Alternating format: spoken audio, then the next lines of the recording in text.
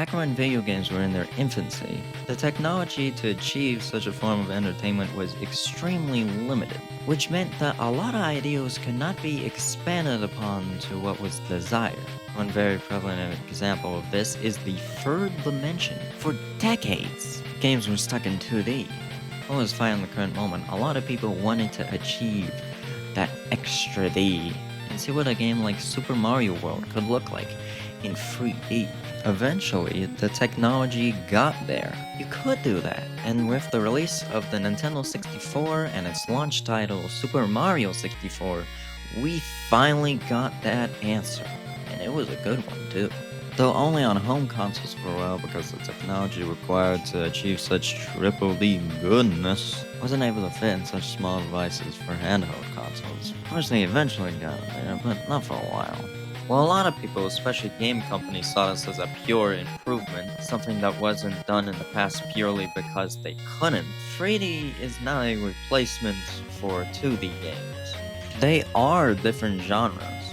Too many people thought of this leap like black and white to color for television. Well, that was literally just an improvement over something that was only done because they couldn't do something more. 2D games and 3D games are completely different. But eventually, developers caught on, and Nintendo released new Super Mario Bros. On the Nintendo DS, which was important because it was a 2D platformer Mario game, the first one in years. One release for console that could technically do 3D games, even if very limited because it was a handheld console that came out in the mid-2000s. Because, simply put, they realized something.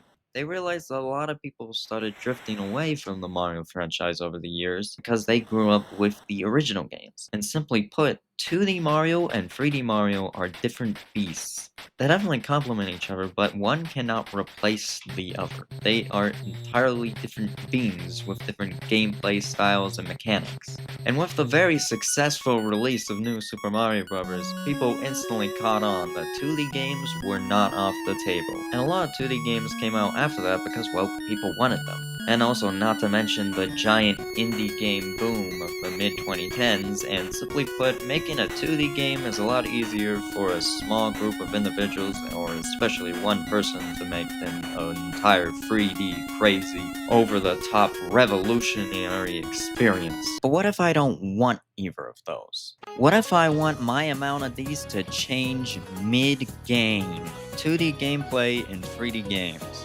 This is a subject that has fascinated me for a while, and whenever I think about it, I always think about Super Mario Odyssey first. It's obvious to see why. Not only does the gameplay go 2D in this game, Mario does too. At first glance, this might just look like nostalgia bait, which is a fair assumption because Nintendo has been known to slap that original NES Mario 1 sprite everywhere they can. But the ability to go onto the wall to progress through levels is something that adds a lot of nuance and depth to the level design. It's almost as if they've done something like this before and learned it worked. Especially the amount of creativity that they put into these 2D sections. It feels like a completely different game at times. These 2D sections are so good and fleshed out to the point where they fleshed the game itself out that honestly, I don't think Mario Odyssey would have been nearly as good or memorable without them. Like, I think we can all agree that one bonus area in the Mushroom Kingdom is insanely creative. But this begs a question, one that has been absolutely devouring my mind since this game released. If the original Super Mario Bros. Is a 2D platformer with these sprites, and Super Mario Odyssey has you go into these pixelated pipes to pop up on the wall and turn into those Mario 1 sprites with Mario 1 mechanics and level design, does the entirety of Mario 1 take place on a wall? I'm on to you, Nintendo. But Odyssey wasn't the first 3D Mario game to feature 2D sections. Galaxy actually had some 2D sections. Well, there are a couple that do some interesting things. Honestly, overall, they're very forgettable, point where I forget that they are part of the game. It doesn't feel like a core part of the experience or something that makes the game better, it just is there. But it doesn't necessarily make the game worse either. Again, it's just kinda there. The sequel Mario Galaxy 2, however,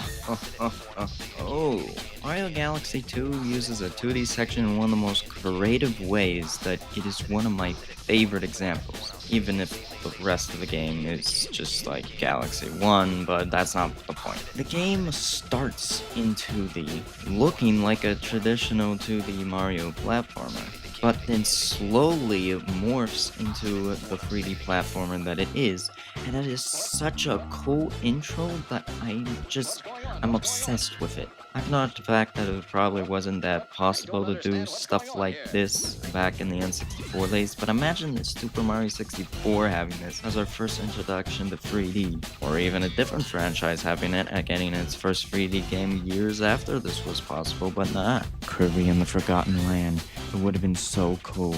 Not to say that there weren't games during this time that had 2D sections. Crash Bandicoot came out around the same time and has a bunch of them. But that's more of an actual game mechanic with entire levels dedicated to it. For Mario 64, I'm just purely imagining the Mario Galaxy 2 intro. But enough about Plumber Boy. Let's talk about the guy who was able to directly compete with him for years, even if they're friends now. With the introduction of the boost formula with Sonic Unleashed, we have one of the core components of it present here: 2D sections. Although technically this is not the first time that we've had 2D sections in a 3D Sonic game. Sonic and the Secret Rings and later Sonic and the Black Knight had a couple, but they were rough. What do you think Sonic and the Secret Rings control scheme is bad enough? Try controlling it in a game genre it wasn't even made for. Sonic Unleashed used these 2D sections sparingly. It was a way to vary the levels, to spice things up from time to time. It's not like certain other Sonic games where 90% of it is a 2D section. And then Sonic Colors does this thing where it's a 2D platformer that turns into a 3D one. Look, I don't hate Sonic Colors, but it heavily overuses 2D sections. The majority of this game is in 2D. This problem is so bad, in fact, that it infected the color stage in Generation. There's like 3D sections in this entire level. The entire second half is in 2D. And this is even worse in Sonic Colors itself, with all these obnoxiously slow platforms. You just have to stand still and wait to arrive. I don't want to wait in a Sonic game. I want to press the button and go fast. Obviously, there has to be a challenge. Obviously, there has to be something in a way that tries to prevent you from going faster, but when you avoid it, it feels really good. Really, that's what makes Sonic games. Being able to see an object in your way and being able to jump out of danger and continue going fast with basically no halt is the hook of these games, especially when replaying these levels and finding new ways to go fast. But here, there is no way to go fast, you just have to wait. I don't want to wait in a Sonic game. I don't want to wait in a game that is named after and the protagonist is named after the speed of sound. Now compare that to Sonic Unleashed, and in the level Skyscraper Scamper, there's a grand total of 1 2D section, because that is all that it needed. Another Sonic game that uses 2D sections in an interesting way is Shadow Generations. All of the Act 2s in this game are entirely 2D sections, except for Radical Highway. Then all of the Act 1s in this game are entirely in 3D. In fact, I can't even really think of any 3D to 2D switch in this game other than the Metal Overlord boss fight. Well, it's nice to have some entirely 3D levels. I do miss changing gameplay styles mid-level and having to adjust to them on the fly. And while some of the later Act 2s are really good and some of the best levels in the game, the early Act 2s are just filler, honestly. Sonic Generations Act 1s are also entirely in 2D, but that's more about the classic Sonic and modern Sonic gameplay gimmick, and so I don't really think it counts as the same thing. Mario and Sonic at the Olympic Games Tokyo 2020, the most poorly aged tie-in video game ever, had half the minigames in it be to the 8-bit sprite versions, which is code for it's even more filler than this entire series already is. Seriously, in a minigame collection where all the minigames are just boiled down to press this button at this time, dumbing it down even further is just pathetic. I just think that they wanted to have something to put on the release calendar. And also, something that bothers me about this is that Mario has his 8-bit Mario 1 sprites, while Sonic has his 16-bit Sonic 1 sprites. Like, I get it's the first game in both the series, but seeing Sonic in double the bits next to Mario in this official game feels wrong, man. Mario has 16-bit sprites in games like Mario World, and Sonic has 8-bit sprites in the Game Gear games, so I don't know why they did whatever this is. Another game with 2D sections I'd like to talk about is Donkey Kong Bananza. Don't worry, I'm not gonna spoil the game that just came out before this video did. I'm just talking about the bonus stages, so hold your horses. We have levels here based off of the original Donkey Kong Country trilogy, and they're really good as well. I'll admit, I have not played that much of the old DKC games or the Donkey Kong Land games. I've beaten one, but I haven't gotten past the first world in either 2 or 3. I did almost beat the 3DS version of Returns, however. I got nothing against DKC, it's just that I had other priorities. But these levels in Bananza where they combine the DKC mechanics and level design with Bananza mechanics are so good. Who knew that a Donkey Kong Country level would work so well with being able to climb and smash through the ground? The problem of that is that there are like 4 country levels in this entire game. There are some other levels that are in 2D, but they're not country ones. And the non-country ones just kind of feel like a Mario Maker stage, honestly. Like someone went into a level editor and just placed a bunch of stuff around. If it literally was, yes, it's pretty impressive, but as an actual full-on polished Nintendo game, I just want more of the country levels, honestly. There's also a level based off of the original Donkey Kong arcade game, and yep, this is extremely good. This is probably my favorite bonus stage in the entire game. Again, this and the country levels with such well-implemented Bananza mechanics are so good that I'm so confused, flabbergasted, as to why there aren't more of these. Another game that uses switching from 3D to 2D in an interesting way is Super Paper Mario. I have not played Super Paper Mario, however, so I do not have much to say on it. I'd like to one day, but that doesn't change the fact that I haven't right now. So far, we've pretty much only been talking about games that implemented this well, but I want to talk about a game that implemented probably the worst that I've ever seen. Persona 5 Strikers. Half sequel, half spin-off to the famous Persona 5. This is a Warriors game. You know, very overpowered character in a sort of 3D beat 'em up where you mow down hundreds of enemies at once. But for some reason, the jails you go through in this game have these short 2D platformer-esque sections, and this game is not made for this. The controls feel very off here, the physics feel off. It also feels pointless because there's nothing in these sections. I really like this game, still meaning to beat it though, because so many games came out in the last few months. But this is rough. And while that's all the games that I really want to talk about that have 2D sections in them, I'd be amiss not to mention stuff like Donkey Kong 64 having the original arcade game in it, or Animal Crossing having all the NES games. Because those are technically 2D games within 3D ones. But I consider that more to be games within other games, which is its own topic, a topic other people have already talked about, but I should probably bring up at least one of them. But unlike the other 2 examples I mentioned before, instead of a previously existed game put inside of a new game, this is a completely different, smaller other game inside of a bigger game. There are a couple examples of this, but the one I want to talk about is Five Nights at Freddy's Security Breach. Because I love Princess Quest, it's the best part of the whole franchise. Is that my Zelda bias showing? Yes. Do I care? No. I just want an excuse to talk about it. Security Breach is a little rough around the edges, and the centers, and everything. And while the main game is a buggy mess,